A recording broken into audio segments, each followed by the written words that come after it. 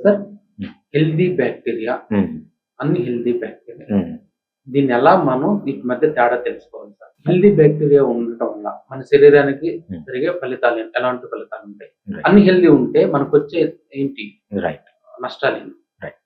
So first ఏంటంటే healthy మైక్రోబయోమ్‌ని, unhealthy మైక్రోబయోమ్‌ని ఎలా differentiate చేయాలి అనేది క్వెషన్ అన్నమాట. ఈ ఏరియాలో ఇంకా చాలా రీసెర్చ్ జరగాల్సింది ఉంది. ఎందుకంటే సైంటిస్టులు కూడా దీనిపైన ఎవరైతే చేస్తున్నారో వాళ్ళు ఇది పర్టికులర్‌గా హెల్తీ, అన్‌హెల్తీ అని చెప్పలేకపోతున్నారన్నమాట. ఇంకా రీసెర్చ్ జరగాల్సి ఉంది. బట్ బేసిక్ గైడ్‌లైన్స్ అయితే వాళ్ళు ఇచ్చారు. ఏం చెప్తారు అంటే ఎప్పుడైతే సింపుల్ మీ బాడీలో ఉన్న మైక్రోబయోమ్ అనేది హెల్తీ పద్ధతుల ద్వారా పెరిగితే దాన్ని హెల్తీ మైక్రోబయోమ్ అంటామన్నమాట. ఫర్ ఎగ్జాంపుల్ ఒక మనిషి ఉన్నాడు. అగ్రికల్చర్ ఒక అడవిలో ఒక ట్రైబల్ ఉన్నాడు. వాడికి స్టెరాయిడ్స్ గానీ, డ్రగ్స్ గానీ, ఆర్టిఫిషియల్ ఫుడ్ గానీ యాక్సెస్ లేదు. వాడిలో పెరిగే మైక్రోబయోమ్ హెల్తీ మైక్రోబయోమ్ అంటామన్నమాట. ఇంకోటి అర్బన్‌లో ఉన్నాడు. వాడు స్టెరాయిడ్స్ తీసుకుంటున్నాడు, ఆల్కహాల్ తీసుకుంటున్నాడు, స్మోకింగ్ తీసుకుంటున్నాడు, కెమికల్స్ అన్నీ వాడుతున్నాడు. వీటిలో పెరిగే మైక్రోబయోమ్‌ని అన్‌హెల్తీ మైక్రోబయోమ్ అంటామన్నమాట.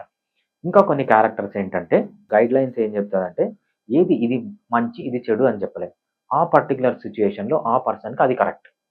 ఈ పర్టిక్యులర్ సిట్యుయేషన్‌లో ఈ పర్సన్‌కి ఇది కరెక్ట్ అంటామన్నమాట. ఇంకో గైడ్‌లైన్ ఏంటంటే ఫర్ ఎగ్జాంపుల్ ఒక మనిషి ఉన్నాడు. వాడిలో 100 వెరైటీస్ ఉన్నాయి. అంటే 100 డిఫరెంట్ స్పీసీస్ ఆఫ్ మైక్రోబయోటా ఉంది. ఇంకోటిలో 1000 డిఫరెంట్ స్పీసీస్ ఉంది. ఎవరిలో అయితే బయోడైవర్సిటీ ఉందో, మోర్ బయోడైవర్స్ ఉందో దట్ ఈస్ కన్సిడర్డ్ హెల్తీ అంటామన్నమాట. అంటే తక్కువ స్పీసీస్ ఉంటే తక్కువ హెల్తీ, ఎక్కువ స్పీసీస్ ఉంటే మోర్ హెల్తీ అన్నమాట.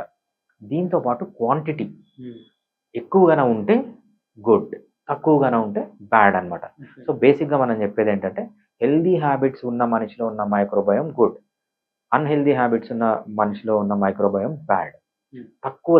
ఎక్కువ స్పీసీస్ ఉంటే గుడ్, తక్కువ స్పీసీస్ ఉంటే బ్యాడ్.